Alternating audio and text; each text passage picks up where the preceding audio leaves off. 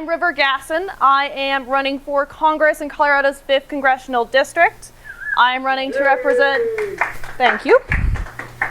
I'm running to represent you and all of our shared values. My platform is very much based on promoting renewable energy, defending women's rights and our access to abortion, and taking care of our veteran population, which is very important here in El Paso County. I also want to make sure that we can benefit our senior citizens and everyone else, quite frankly, when we can have health care for everyone, because everyone kind of needs health care. I think health care is a human right, but that's just me. So, without further ado, I'm going to open it up to questions. I did get emailed a few questions. I already know the answers to those questions. But I want to say, let's do a good at least 10 to 15 minutes of open questions. And depending on how active we are in that, I might go ahead and go to the questions that were emailed to me. But since you guys are here, and I can respond to emails, but since you guys are physically here, I'll go ahead and let you guys ask the first questions. So, does anyone have any? What's up? Why you instead of the other two Democrats and the open, and now we're open. I mean, that's what's so exciting about Yes. now. Anyway. Yeah, why me instead of the other Democrats? That's a wonderful question. All of the other Democrats are very nice people. I like them. Here's why I'm better.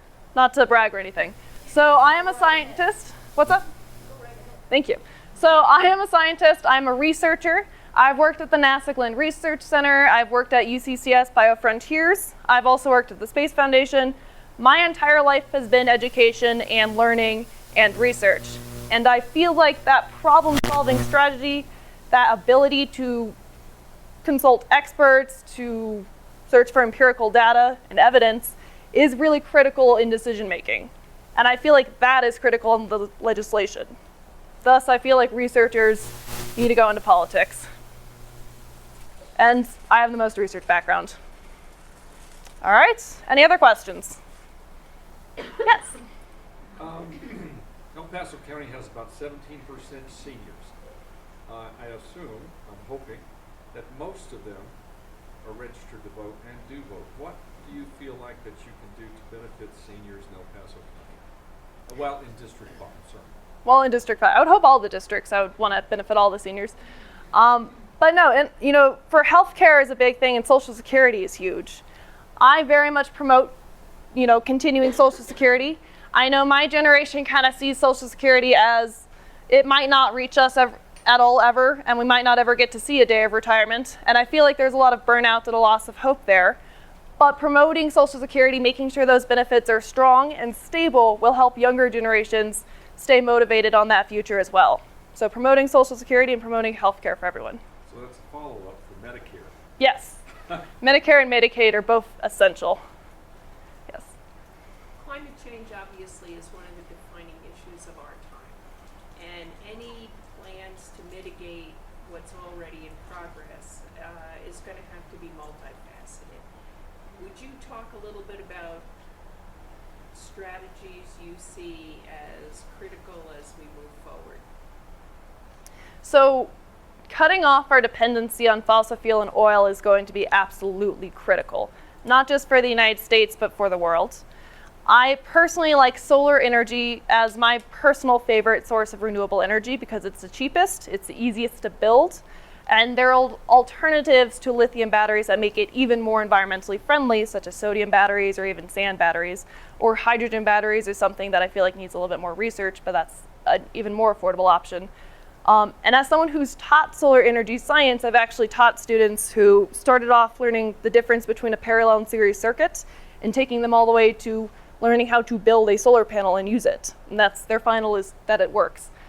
So far, all of the students I've taught had working solar panels, so that's good. But that's how, it's one of the more easier forms of renewable energy. It's very easy, a lot of people can build their own solar panels even. And some people do for their own houses. So that's going to be huge, and also just removing our dependence on fossil fuel is going to be essential for minimizing the amount of funding we put towards defense, and so that way we can actually reallocate that funding towards making sure our veterans have better care, and also making sure that our current service members have better housing situations as well. So basically renewable energy will fix everything, or a lot of things anyway. But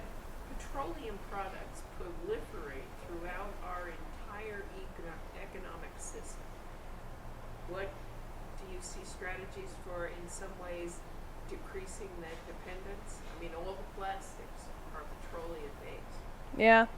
Plastic is petroleum-based, and I personally like to push for biodegradable plastics, which can be made out of hemp, they can be made out of mushrooms. There's a lot of different varieties of biodegradable plastics. Recycling plastic is an option, but it's not a very affordable one for a lot of companies, especially small businesses. Thus, small businesses are kind of forced to using those virgin plastics. And then also separating out plastics make it very difficult to recycle as well, because like most water bottles and everything else are made out of a blend of different plastics as opposed to just one. So I would like to just cut out plastic altogether. This isn't going to be done overnight. It's going to look like encouraging small businesses and giving them subsidies to be able to use biodegradable plastics and recyclable materials and materials that are already have been recycled to be reused as well. So I would like to see subsidies, especially for small businesses, to be able to work towards renewable energy. So that way, as we have a higher promotion of a Green New Deal, so to speak, we don't have increasing economic disparities as well, because not everyone can keep up with renewable energy. And we don't want to increase the gap between economic disparity as well. Yeah? Thank you. Do you support efforts for the front range passenger rail? Yes, I like trains. And that'll reduce our dependence on car travel between Colorado cities and could hugely reduce emissions. Yes. That was an easy question. Yes, I very much like trains. Yes. What's up? So like I mentioned, I'm from Texas, and I was working on a congressional race that we knew was leaning Republican. We ended up losing, but I see a lot of similarities to this district. It's an open race, like you mentioned.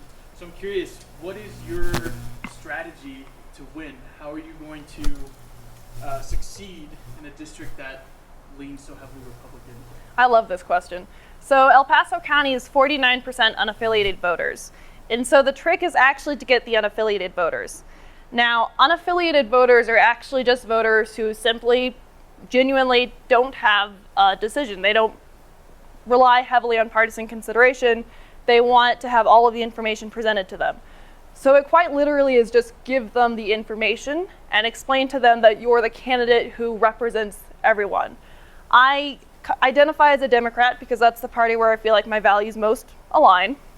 And I feel like in the search for truth, in the search for, willingness to learn, I just find that in the Democratic Party.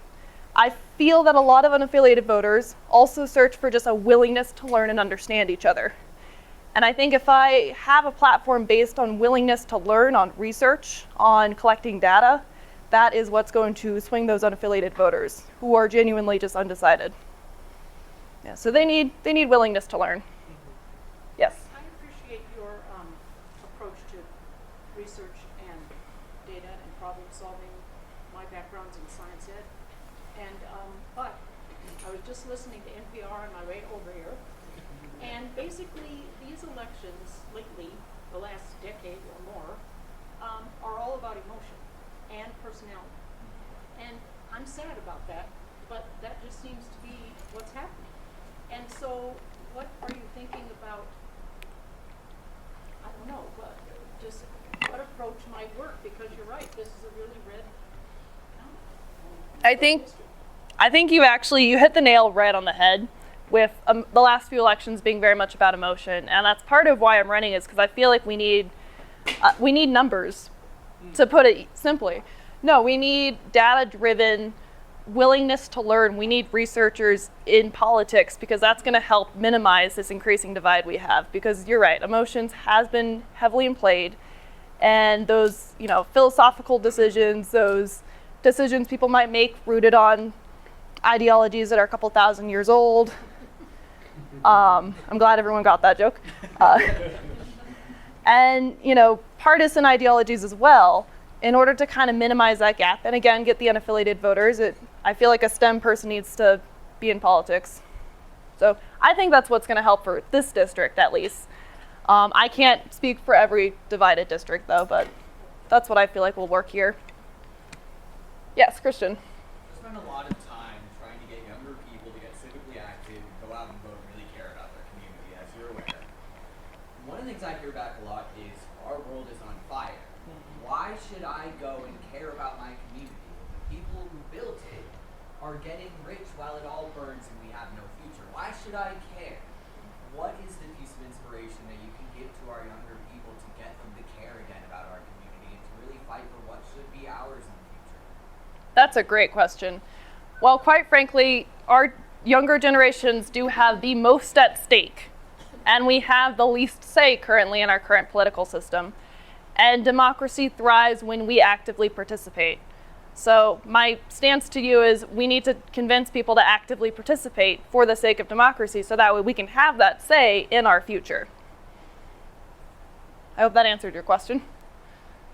Thank you. Yes? Another question.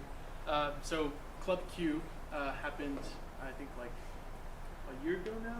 A little over a year, yeah. And then I was at Burleby the other day, and Focus on the Family had chalked some pretty offensive remarks towards the LGBTQ community, which I'm a part of. So I'm curious, what specifically are you going to do to change that in this district? So I'm also a member of the LGBT community, and I feel like they do need, we need more representation. Mm-hmm. We need louder voices, we need more advocates, because you're right, our community is threatened. Our very lives are threatened. I mean, you guys have probably seen comments specifically targeted at trans women generally on the internet all of the time. And then you also have policies that are preventing trans women from even participating in sports. Now, I'm a cis woman who got to participate in sports in high school, and I very much benefited from that because, you know, as a young girl, like a lot of young girls, you get some kind of insecurities as you grow up, and you kind of start to like count your calories and such. And I feel like for me, cross country and just having that competitiveness of like, I want to run faster, I want to beat my personal record, that kind of forced me to focus on my health and actually eat. As simple as something like eating is, it's not always that straightforward when you're a young developing woman, or girl in this case. And when you take that away from a portion of the population, especially trans women, you're basically just saying this entire resource that can benefit your life long term, physically, emotionally, just having a set of goals and, you know, something to work towards, taking that away is just, it's wrong. And it's cutting off a portion of that population from these benefits. And so I think someone who holds a value to those benefits needs to run. And I think making sure that their benefits are protected, making sure that the trans community and the entire LGBT community has as much right and as much benefits as the rest of the world, or the rest of the United States as well. Of course. All right, and I saw a hand back there I haven't gotten to. Yes. I don't know what the odds of winning this district might be, but if a Democrat were to win this district, how would that affect the balance of representation in Congress? Because that could be part of a strategy to counter the weight of the other side, you know, that's kind of control in Congress right now. Well, Republicans currently have control of the House, and as I'm sure you all are aware, since they've had the majority, what have they accomplished? Nothing. Well, they did elect a speaker. We'll give them credit for that. Oh, they elected twice, yes. It took them a while, but they did accomplish that. 27 pieces of legislation have been signed into law. That's not very many.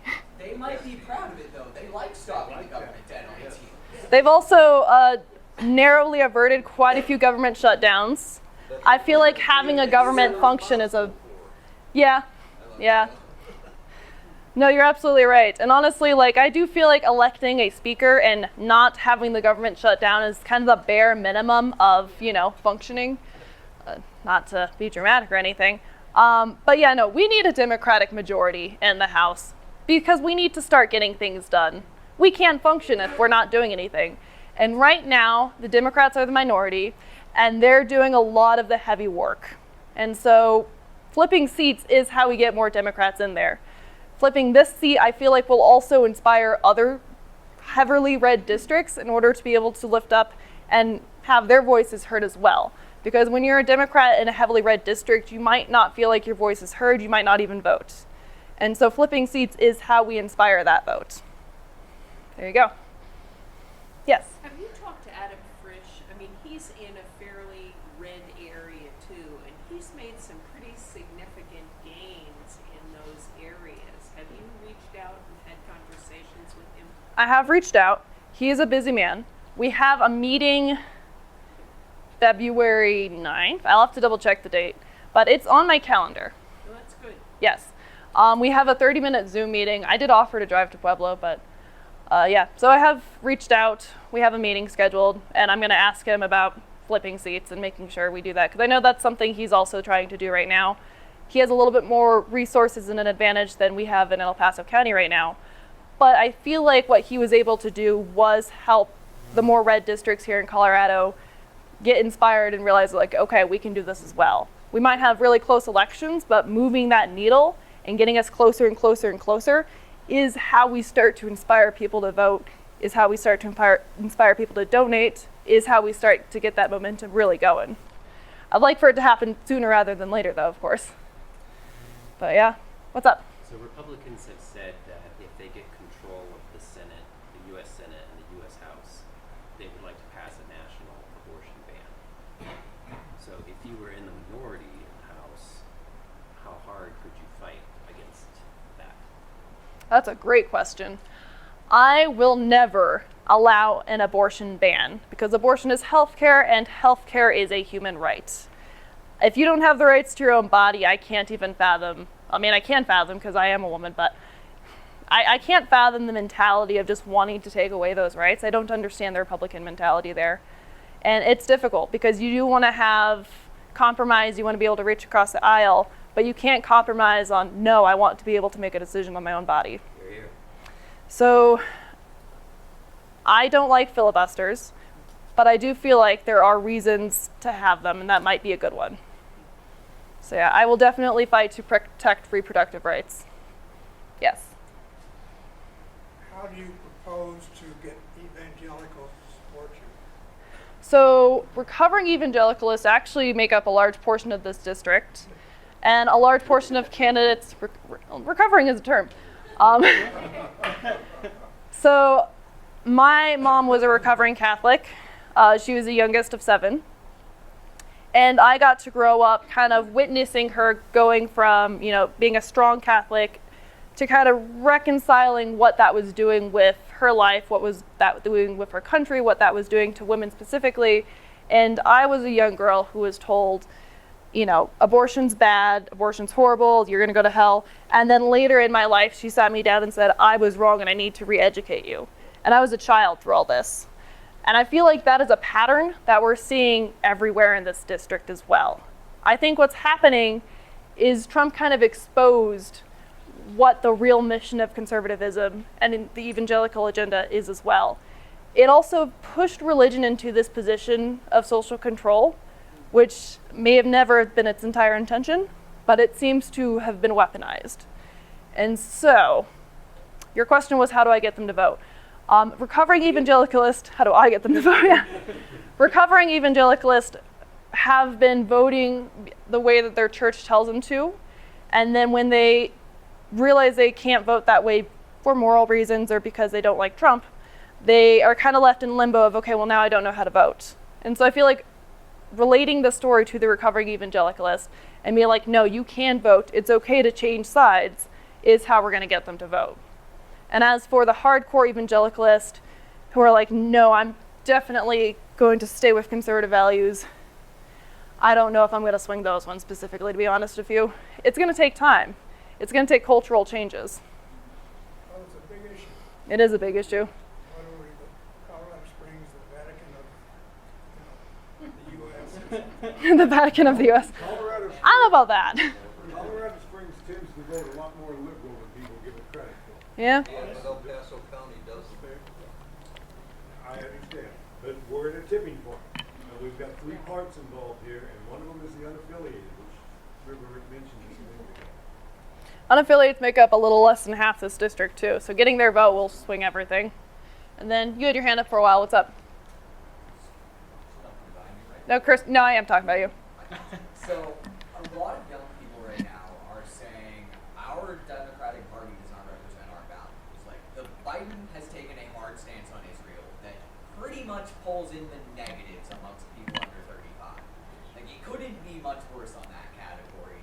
He hasn't really gotten the aid that we've asked for as far as school loan relief goes, though he has been trying, and the economy's not where we want it to be. What would you say to the young voters that look at his leadership and say, like, why would I go vote for you? Why would I vote for any of you? Well, because Biden is the best chance we have at beating Trump. It is January of election year. No one's coming else other than Biden right now. You can try to throw someone in there. Bernie Sanders could throw his hat in the ring, but we have 9 months to the election. I wouldn't recommend it. All she gotta do is look at yesterday. Yeah. Biden, for the first time in the history of this country, a write-in candidate swept the primary. Yeah. 27 people on the ballot, who won more than 60% of the vote. Yep, significantly swept. Didn't he boycott New Hampshire too? Yup. That- His super PAC didn't know. My hair tie broke. That's because he's putting his place, his role in South Carolina to recognize what South Carolina did to him 4 years ago. My understanding is that the reason he wanted to start the caucus in South Carolina was to give minority groups more of a say in the democratic system. Yes. Because the caucus, like, Biden State. What? why would you say that? It's accurate. It's important to look at the political perspective here. He See- got a stronger turnout from South Carolina than he did in New Hampshire. Yes. He likes South Carolina better. This is why I like the Democratic parties, because we actually have conversations and we critique each other. I like that we openly critique our president. I think that's what our party is all about, honestly.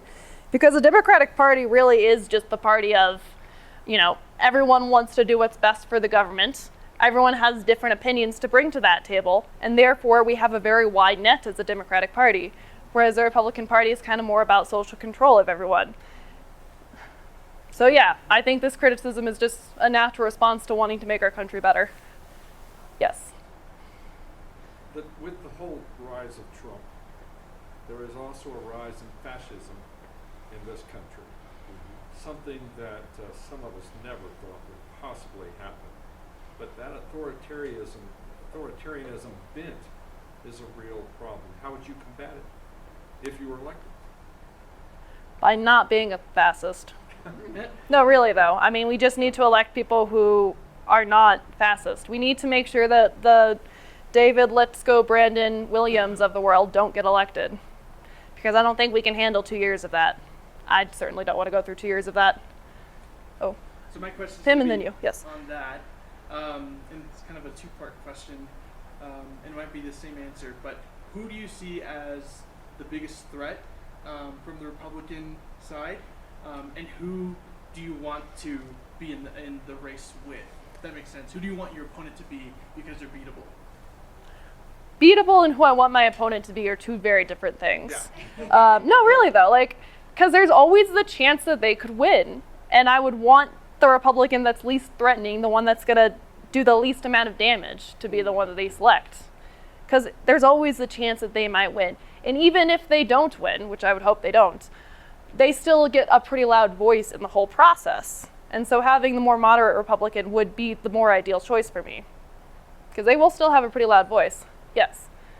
With the disarray of the Republican Party and also being broke in the state, doesn't that really work to your advantage?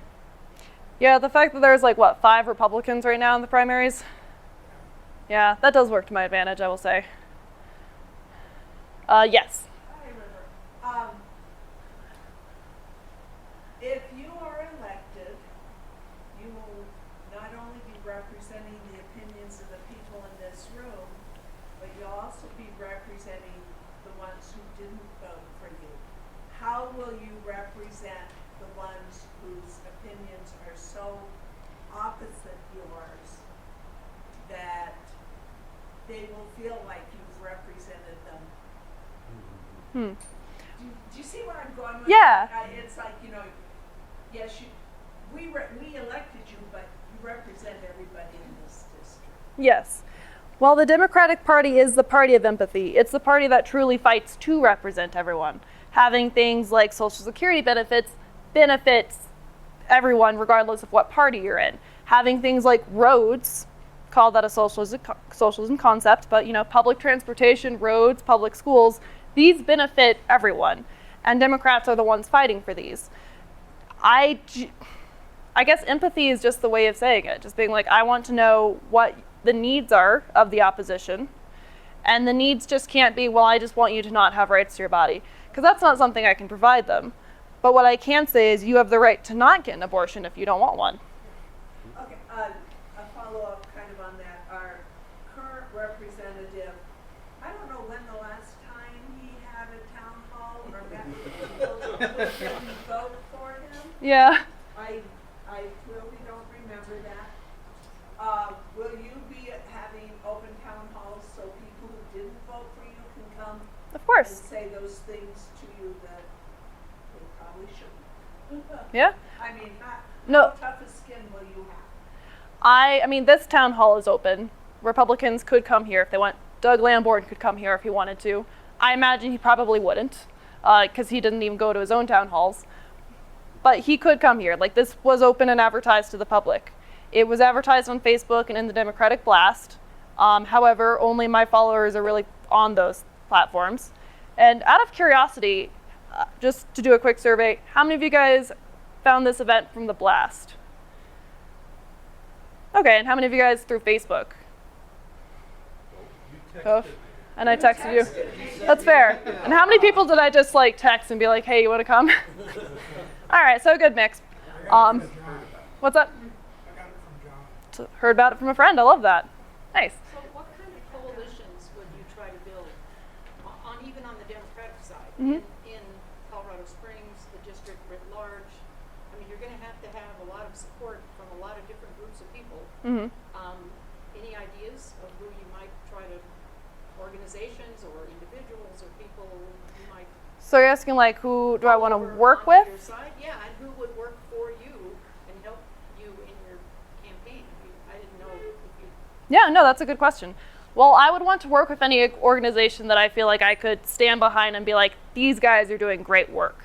These people are doing great work. I want to stand behind this organization, and if they want to help me out in the process, I would appreciate Have it. you thought of any so far? Yeah. I'm just curious. Yes.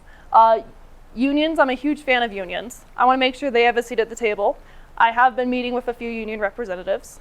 I also have met with some members of Cobalt, and I also very much like Planned Parenthood. So those are just a few. And Emily's list doesn't play until after primaries, but yeah. Yes. I have a question. Your background's education. Yes. Okay, so this ought to be an easy one for you. In this community, we of course have a rise of charters and private schools, and public schools are starting to lose funding as a result of some of that. How would you address this issue? Well, public schools very much benefit the public. I want to make sure public schools have more funding and more education. They have education. More funding to educate everyone. And that's kind of what they're meant to do. Is if students want to leave public schools and go to charter schools, that's fine. But the money should stay with public schools. Because the general public benefits from people being educated. I benefit. I don't have kids, but I benefit from kids in the public being educated because they tend to become adults, and I like educated adults. Let's see. Does that answer your question? I can talk about how I want to expand it, what I want to do if I give them more money. Sure. Yeah. I mean, you're going to be the one who's voting for the budget. Yes. So therefore, that's a national thing. How are you going to address it nationally? Well, they need to have enough money to make sure every kid has food, has resources, can read any book that they want. Let's stop banning books. No, really though. I want to make sure that there's enough teachers and that all of the teachers are well paid, because teachers have a lot on their plate. My mom was an elementary school teacher. I don't think there was ever a day she didn't come home exhausted.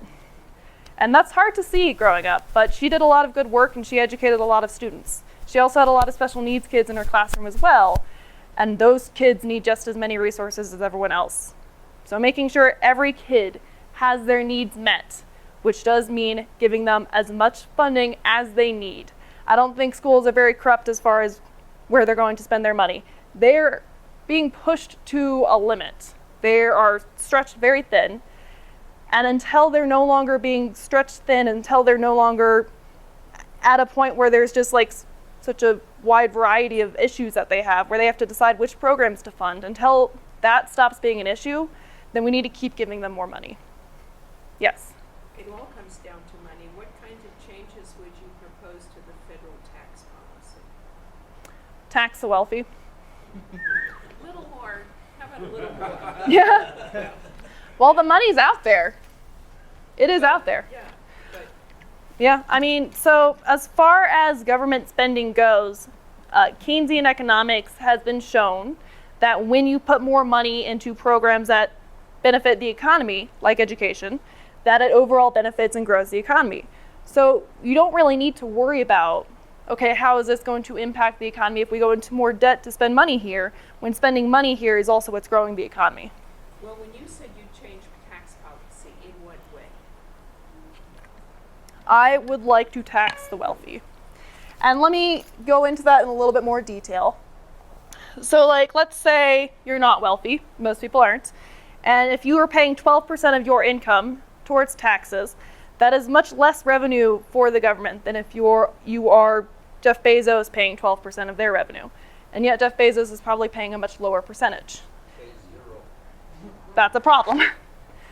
And honestly, we need billions of dollars. We should be taxing the billionaires. So you're talking about a wealth tax that's Yes. been proposed? Yes. And Elizabeth Warren has very well detailed the wealth tax. I very much like that policy and would copy it exactly, honestly. So it's already in circulation, which is good, at least in the legislature. Pull back to our education system real quick. When you say that you want to increase funding, would you do that by taking on more debt, or would you do it by increasing housing taxes or ending school choice vouchers? It's all local That's revenue. local, Can't not do anything federal. about it. Yeah. Well, the federal government could choose to step in and give states additional funding for schools. We are more than capable of putting that in our budget and have chosen largely not to. I will say there are states that are better funded than others. When it comes to like property tax, that ends up giving more money to the schools that have higher property values around them. So that kind of just widens the economic disparity, and then it leaves some schools in less privileged communities kind of just behind. So it does just look like, no, we just need to approve more funding. And there's a lot of areas where we need to approve more funding for schools. I don't really know how else to say that other than, yes, they need the money. School And I choice would, vouchers, yes or no? I guess no. But I don't know if that's a federal issue, though, to be honest. No, I don't think so. It's not. The Republicans have very much tried to make it a federal issue. Under Betsy DeVos and Donald Trump's administration, they pushed with every single penny they had to push it on a federal level. Well, then I'm going to need to do more research on that, to be completely honest with you. Sorry. Totally Yeah. fair. Yeah. Respectful answer. Thank you. Yes, what's up? There's a growing Latino population here in the Springs. Have you met any leaders in the Latino community? / how are you going to build a coalition that's multiracial and diverse? That's a good question. Well, I want to make sure that everyone has their voices heard in politics. And while I may be a woman and I may be a member of the LGBT community, I'm not representing of every minority group. I'm not. And no one represents everyone. So I feel like a willingness to learn and a willingness to hear everyone's opinions is essential. As far as, so you asked if I've met with leaders? Mm-hmm. Do you have any, like I've met Naomi Lopez, The but Hispanic Chamber of Commerce. I've not yet, no. I have connections though. Someone has reached out on my behalf and those meetings are in the process of being set up. Yes. What's up? If you don't make the nomination, or if you don't get elected this year, are you going to run again? Yes. Yes? Yes. Do you know what the number one factor to being elected to any office is? The number one factor of being elected, to any get office, votes? regardless of party. Get the majority of votes? My mind was like, well, obviously just get the most votes, but Really into the policy. yeah. No, it's The not data- politics. The Yes. number one factor to getting elected. Is name Any recognition, yes. office, name recognition. And it seems like we've had this rash of Democratic candidates the last 500 years running for Congress here who are like one and done. Right. And we can't seem to get any fair representation with the people who we have in office, and we need to get the right people there. is getting your name out, getting your organization built up. And that means money. That does mean money, yes. I have a follow-up to that. Okay. Speaking of which, how many people do you have working for you in your organization right now? Like how many paid staff? Paid volunteers, how many people are showing up to help elect for Gassen in Congress? So paid staff, I currently have 5. I had to count. And then volunteers kind of go in and out. So there's a total of about 20 plus people who've signed up to volunteer. There's about 3 to 4 volunteers that actually show up to everything. And you know, there's a lot of working students, and that's just hard to kind of coordinate everyone's schedule. So, you know, volunteers do what they can. Let's see, I have 3 volunteers here. So, How does that compare to your opposition? oh well, how many volunteers have you seen at their events? Compared to my opposition, so I have 5 paid staff members. That is 5 more than everyone else combined. That's just other Democrats. Yes. Yeah, I don't know about the Republican side. And as far as my volunteers, if I say I have 3 volunteers in a room, that's 3 more than all of the other candidates have combined. Organization happening, like you're taking this seriously, you're not just Yes. like some people just trying to get, I don't know what reward you would get for losing the election. Yeah, I don't know. That sounds like a lot of time, energy, and resources to go into that. You've been here since the beginning of time. It's hard. No, it can be difficult to rally people together. It can be difficult to pay staff. Yeah. It's difficult to raise the funds to pay everyone, and it's difficult to hire people when a lot of people would rather work in Denver, where the primaries are kind of determines who wins. A good portion of my staff is also from Denver too. So yeah, about 50% of them live in Denver. Have you been in contact with anybody from the National Party? So are you talking about the DCC or? Yeah, the DCCC. So one of my staff members does have contact with them. Yes. I don't have any like meetings scheduled at this time though, no. But yeah, yes. Okay, what would you do about solving immigration? That's a good question. And that is not an easy answer either. So I'm going to start off by just stating some of the obvious. I am pro-immigration. Obviously, don't just like open up the border. Borders are important. I'm not very open border, but I am pro-immigration because, our country benefits from immigrants. I individually have benefited from immigrants being in this country. A lot of my teachers, my favorite professors have been immigrants. My roommate in college was an immigrant. Some of my best friends growing up are immigrants. So I've benefited from there being immigrants in this country. And I feel like most Americans can say the same. Now, to solve the immigration crisis that we currently have, what we see are, busloads of people kind of being sent to a shelter where they have no resource to then go get a home afterwards because they don't have any income. And so that looks like making sure they have work visas.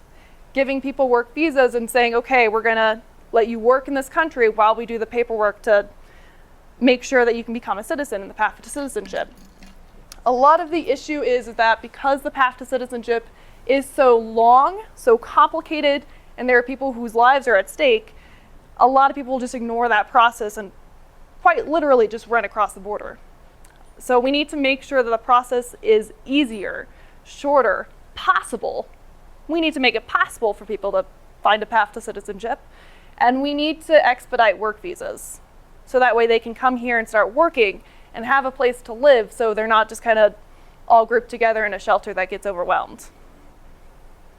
One of the things my dear husband points out to me is that he says Democrats, but it's also Republicans, don't want to solve the immigration issue by having them come in and have work visas is because they're trying to get the support of unions, and unions don't want immigrant labor because they would be able to pay them less than what union workers would get. So Republicans and Democrats are solving the immigration problem because they're catering to the unions.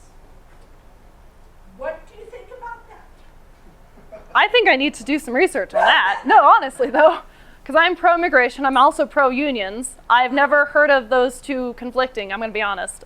So I need to look into that. Sorry, yeah. Once upon a time,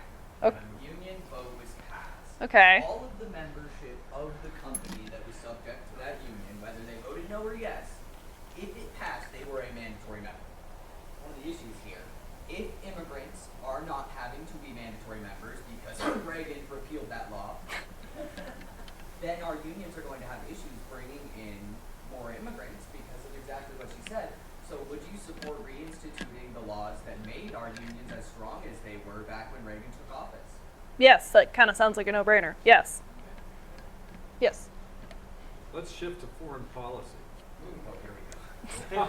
That's not complicated at all. You do know, of course, and you're going to have a play in this as when you're elected. Okay? A lot of money is going to foreign countries, Ukraine, Israel, and tons, the billions and billions of dollars are going to foreign countries. How are you going to control all of this, and for what purposes do you think this money should go to foreign countries? That's a good question. I'm going to start off by saying I don't like comparing, well, not comparing, I don't like combining Ukraine and Israel conflict into one conflict because they're two very, very different situations.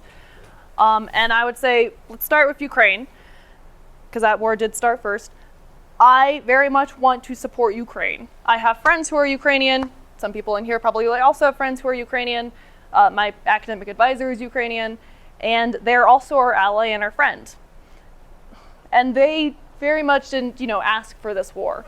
So supporting them is just kind of a matter of empathy and human rights. When it comes to Israel, so I'm going to start off by saying positive things. So I'll start off by saying I'm not a fan of their prime minister, but I do like how the nation is led in research, especially biomedical research. I like what they've done for the LGBT community. I like what they've done for women's rights. Their prime minister is not very pro-democracy, and I do have a problem with that.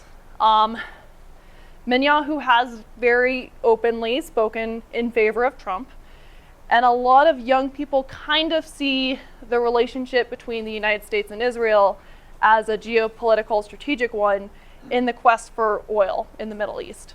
And so as a result, a lot of young people kind of immediately hate the United States' support of Israel and thus, support Palestine. And it's also relatively easy to see why people would support Palestine because a lot of people are dying. And that is another matter of empathy. So quite simply, I would say I would support a ceasefire. And that would also cost a lot less money as far as money that goes into Israel and Palestine. A ceasefire is going to be the more affordable option. It's also going to have the least cost of life. And so those dollars that we put in foreign nations need to be looked at not as the value of a dollar, so to speak, but what's going to help keep everyone alive? What's going to promote democracy and what's the right thing to do? Follow on. We tend to have our military-industrial complex certainly loves the economic benefit of arming foreign governments. Yeah. Your Lamborn, of course, voted to, bloat that military budget. Now, having been military and retired military, of course I love taking care of the military. But when I was in it, there was an enormous amount of waste in the United States military. And half of the money, the budget, approximately, went to the military-industrial complex. How would you try to control that with one vote in Congress? With one vote in Congress. Well, like I said, you can't combine all of the issues of each and every single nation, so it's probably going to be a little bit more than one vote. Well, I'm assuming. Yeah, I know what you mean. You have a vote, but yes. Yeah, Me being one vote versus versus everyone else's votes. Well, it's going to be one issue at a time, to be honest with you. I can't blindly say oh yes, I support military aid for everything, because I don't. And I can't blindly say oh no military support for anything, because the military does need help. So it does become a one issue at a time kind of situation. And yes, the defense budget is quite inflated. However, you also have situations where, there's black mold found in the barracks at Fort Carson. So allocations of those resources and those fundings and seeing where it goes needs to be a priority as well. Now, that means you'd have to get on a committee like Lamborn is. On armed forces, yeah. Impact on that distribution, right? Yes. That is something I'd very much like to do, yes. Freshman Congress women's don't, or any freshman Congress representative kind of gets assigned committees rather than told or you know, they don't get a whole lot of power in what they get to say. But I think it's reasonable to kind of climb the ranks and work my way into there for the sake of foreign policy and making sure the military is taken care of. Yeah. 2 questions. Of course. Then I'll be done, sorry. How would you define your worldview when it comes to foreign policy? Do you see America as still being, you know, the world police? How do you think, what's your vision for our relationship to the rest of the world? That's question number 1. Question number 2, what is the first piece of legislation that you want to get passed? Those are 2 very complicated questions. I'll start with America's view of the world. I've always kind of grown up seeing the United States as, okay, we're the global security force. As someone who was born in the 90s, that is kind of what we were born into. However, I also just want to see the United States be a beacon for education, be a beacon for freedom, and I, want to see our incarceration rate go down. I want to see the United States become a beacon for research and funding for that research, and go, I want NASA to be able to actually go to Mars, as opposed to, cutting their funding every few days and then they have to decide which intern to hire. So you guys laugh, but as someone who was an intern at NASA, that's a decision they have. They have very difficulties in really getting anything approved. So I want to see the United States become the nation I know it's capable of being. Because I know we can do better and that we deserve better. Your second question, I already forgot it. So let's follow up to it. First piece of legislation. First piece of legislation, okay. You want to craft or pass? It's very much going to decide. Very much going to be determined based on my first committee assignment. So, I don't know, name a committee and then I guess I'll go from there. There's a list of things I want to do first day, but I know if it was like education and workforce, I would want to increase funding for education. I'd want to fix our FAFSA policy so that way a family of 4 making $40,000 a year isn't expected to pay thousands of dollars every year for each child in college. And also fix the FAFSA policy so that way when a family has 2 kids who are less than 4 years apart in age, they aren't paying the same expected family contribution for both kids as if the government just forgot that they had another kid that was also in college. So there's a lot of issues there, but that's education and workforce. When it comes to, let's say I was on the arms committee, that might look like reallocating funding within the military to say, okay, we need to make sure housing benefits are improved. We need to make sure that the veteran benefits are improved. And we need to make sure that, in the Arctic, we have the proper equipment so that way everything doesn't keep breaking due to cold temperatures. So like I said, it depends on the committee assignment. Yes? What committees are you going to try to get on? Ooh, I love that question. Armed forces would be a good one. Education and workforce would also be a great one, and natural resources. Natural resources would be great as far as my main platform is to promote renewable energy. And so natural resources, which Lamborn's also on, regrettably. Yeah, are you just looking to replace Lamborn's existing seats? I mean, that wouldn't be a bad... What's up? He's on armed services. He is. And replacing Lamborn's existing seat would definitely help our district in a lot of ways where we desperately need it. I would like to replace him, and I would also like to add education and workforce. So that's the dream. But yeah, yes. So, since your competition is going to be a party of projection, what are you going to do the first time they get in your face and say you're a communist? Tell them I'm not. I don't know. I like the truth. Truth tends to work out. When you search for truth, truth will reward you. And that's actually a Simone de Beauvoir quote translated into English, but that's something I've kind of lived by on a mantra, but yes. How are you going to work to bring respect back to government? By being an educated individual.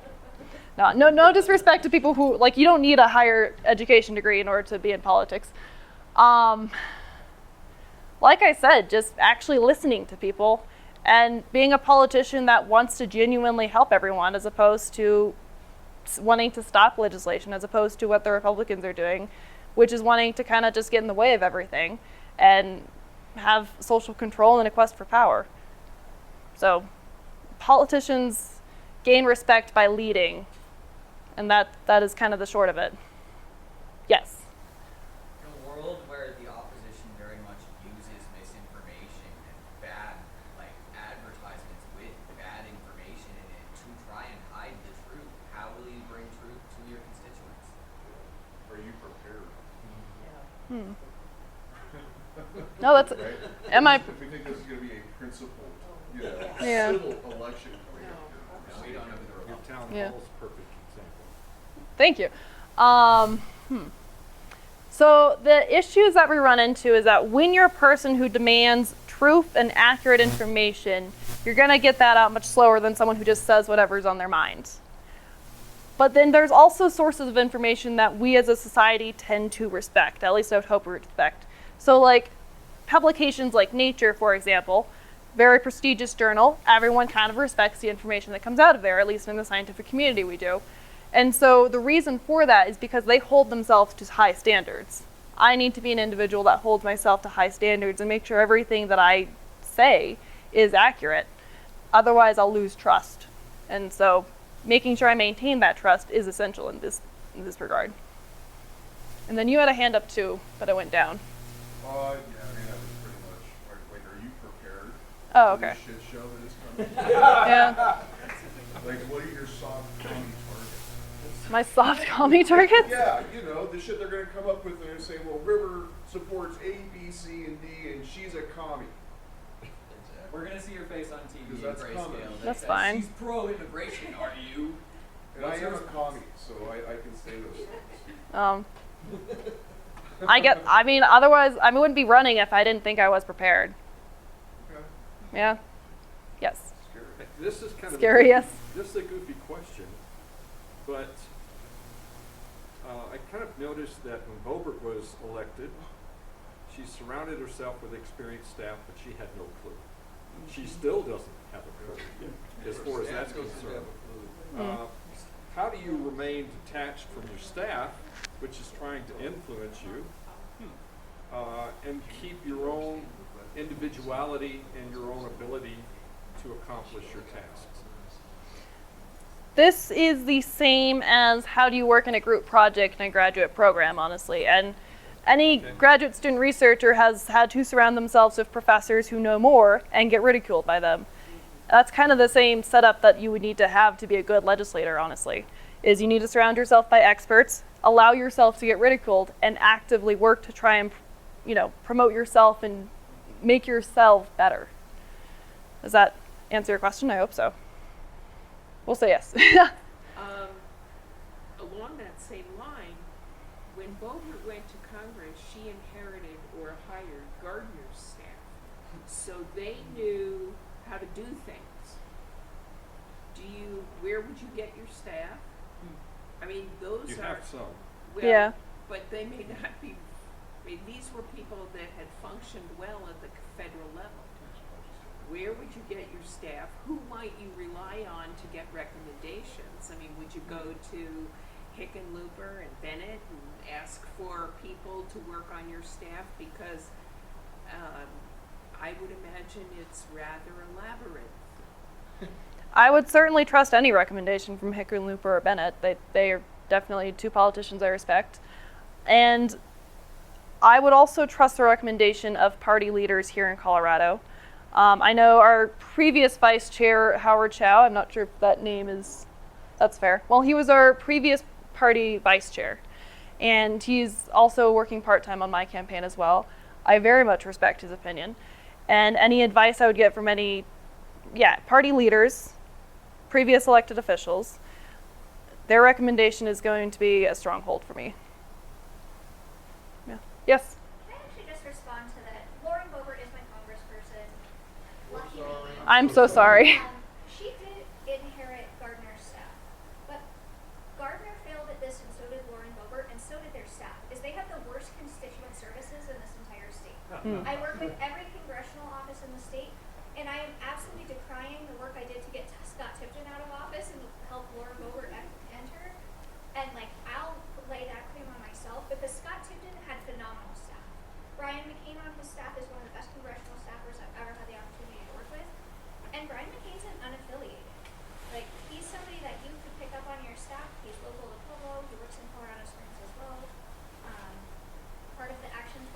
network. Definitely not a far lefty, but like one of the best congressional staffers around. And so building those staff and those teams, like we shouldn't highlight the fact that just because people have been around that they're actually good at their jobs, because that is not true. That is absolutely correct. Absolutely.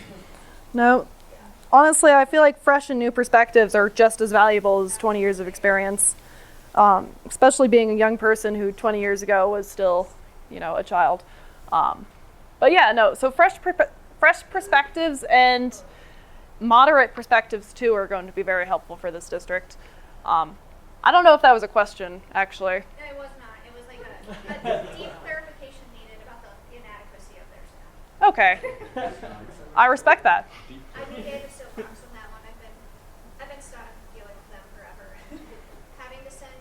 Frankly, Doug Lamborn has been more helpful to the the residents of Congressional District 3 than Lauren Boger. Well, he doesn't come here, so that's not solving. Yes. That's the only thing I have to say that. I'm going to grab some water while I get a chance. With Colorado heading towards ranked choice voting in all of its elections for state and federal offices, what's your position on that?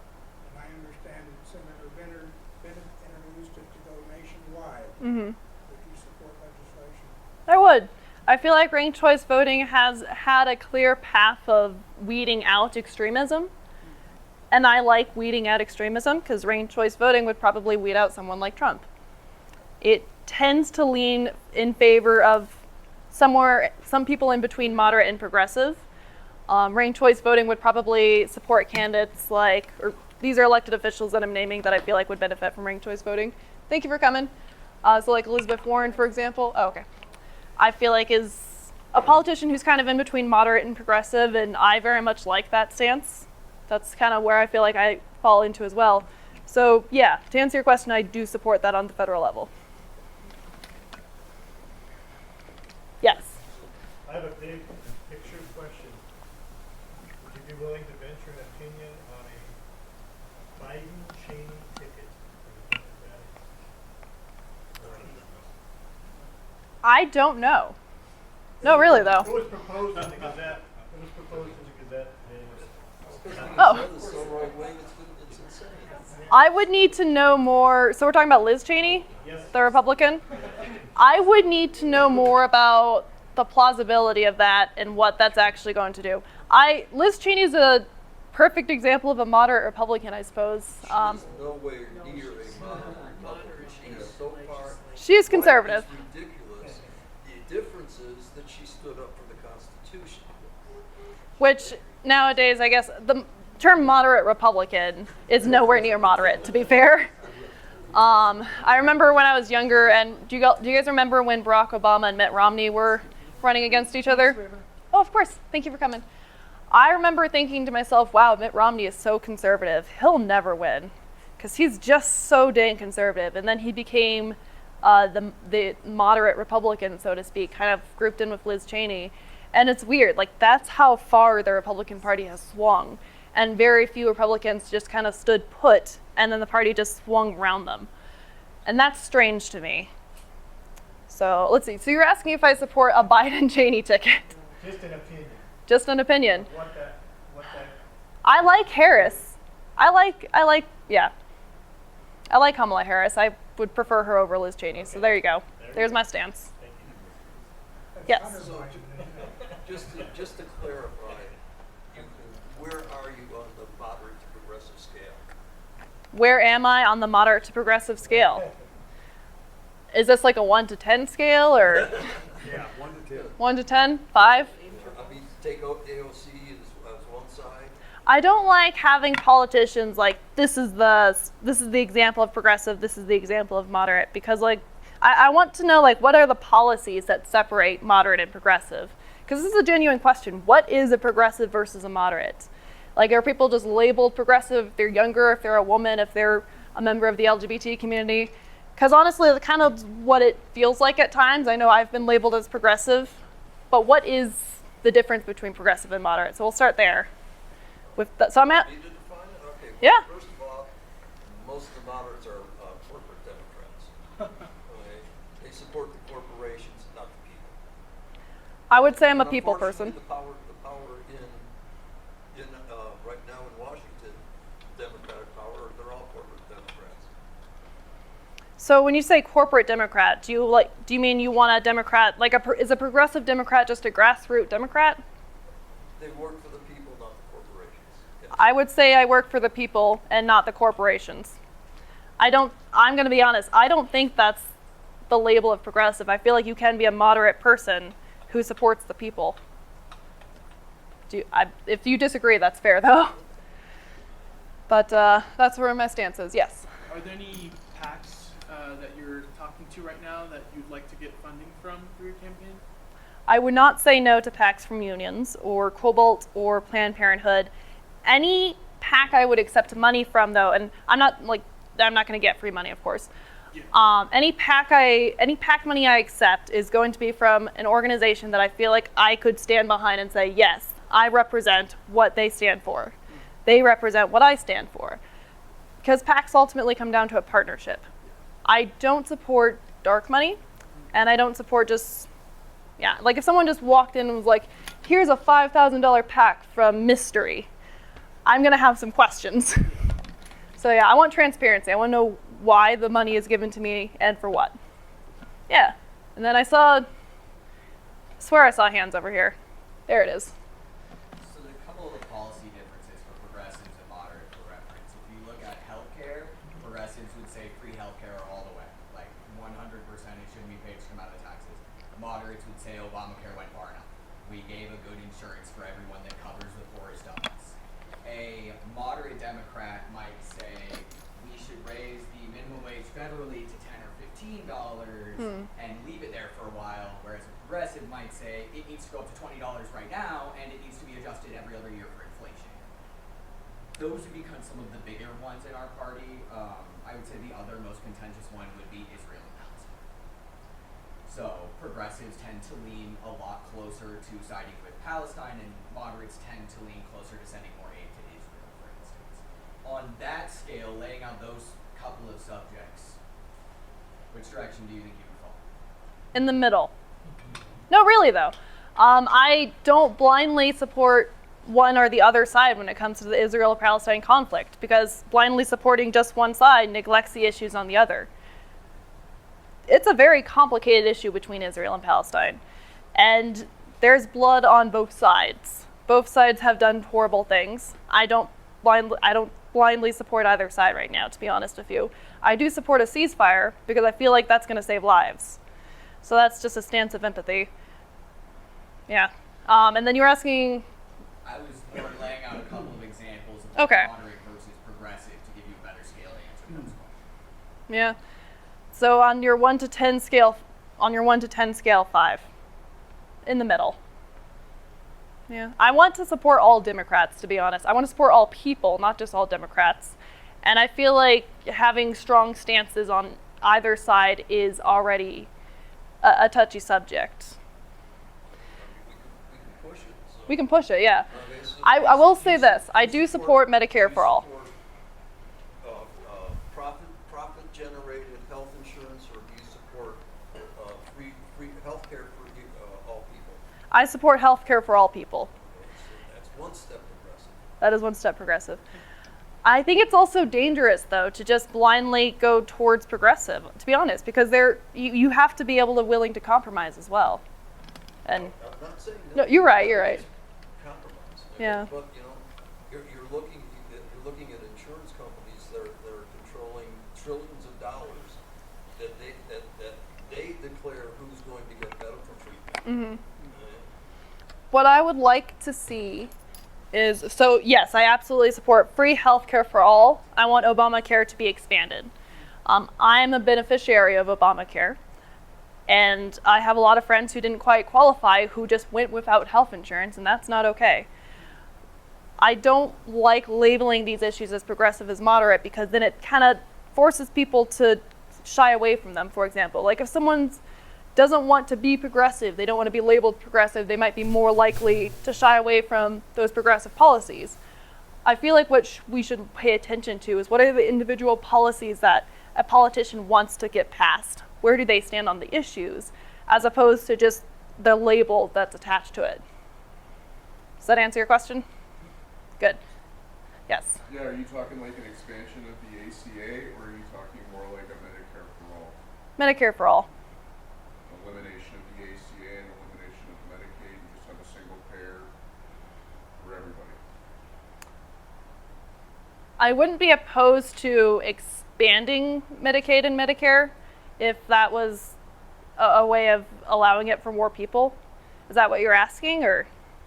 No, What it- Medicaid does work that Medicare can do, and that they are redundant of each other. So if you have a Medicare expansion and you have a universal payer system, single payer system, Medicaid then becomes redundant. So you replace Medicaid and you replace the ACA with Medicare for all. Is that like what you're talking about, or are you talking more like an expansion of Obamacare, where we then include also private insurance and the private industry? That's a good question. And there's a lot of room for compromise within it there as well. I would say if I had full control and the decision was solely on me, I would say healthcare for everyone. Does that answer your question? Complete healthcare for all. So, yes? Do you believe there's a place in our healthcare economy for insurance companies? No. No, that was an easy question. Yes. Hypothetical. Okay. You're on the Armed Services Committee. The president comes down with his budget. He says, we're going to go ahead and cut the military budget by 10%. Okay? Has that ever That happened? 10% includes closing Carson. So, you're asking if, like, what I would say to this? Like, I guess my follow-up question would be why? Why are we closing Carson? Why are we cutting the budget 10%? Don't need it anymore? Is that true? Now I have more questions. The reason I'm coming to that, I'm from Yeah. California, Sacramento area. They closed Mather Air Force Base, McClellan Air Force Base, which employed 40,000 civilians. They closed the Army Depot, and also moved into the Bay Area, and closed down Treasure Island, Moffett Field, Alameda, all in one fell swoop. Well, that's not good. That would leave a lot of people unemployed suddenly. Put a lot of people in a bind. Yeah. But I mean, that's what happened back then. There's nothing saying that Colorado Springs is exempt from BRAC. Well, I would say, I would need to know, because I know this is a hypothetical situation, Yeah. but in reality, if the situation comes up, there's going to be reasons, and I'm going to have questions. So it's very much going to be dependent on why are we needing to close down bases? Do we genuinely not need them? Do we have a replacement for everyone who's employed at these bases? Do we have a replacement for all of the needs that these bases are covering? And if the answer to that is no, well, then we need to come up with a different solution. You can't just close it. So, yeah, it's going to really come down to the whys. Like, why are we doing it? And then the answers and the results and the the solutions come from the whys. Yes. How do you feel about the Green New Deal? I like the Green New Deal. I feel good about it. Nice. All right, I like easier questions like that. I am pro renewable energy. All right, any other questions? Yes. What is one thing that we didn't talk about today that you want to make sure that you Ooh, well, I'm going to actually refer to the emailed questions, because one person emailed me a question about childcare, and they worded it in a way where they were asking about it for, like, women's rights, and from that perspective of being like, would a universal childcare benefit women and their rights? And the thing is, though, I feel like when we put the burden of being the solely nurturing being of children, then you put that burden solely on women. That in itself is the issue. But I would support a universal child care program for any infant that is 6 months and older. And the reason for this is because, my mom was very much involved in early childhood development, and she stressed to me the importance of the stress tolerance, the importance of that early development from the day you're born to be able to kind of stem the connections you need for your future. So yeah, I would want to make sure that we have the resources for our infants and toddlers, and make sure that everyone, and parents also, can have the resources to make sure that they are also getting some stress off of them by making sure infants and toddlers are taken care of. Thank you. You're welcome. All right. We are 23 minutes over the time. So I'm going to have to, I guess that's true actually, in retrospect. Thank you, River. You're welcome. I want to thank you guys all for coming. And there is a group coming in at 2:30, so I'm going to wrap everything up. But I want to refer everyone to that table. Drew has questions for you guys. Drew, go ahead.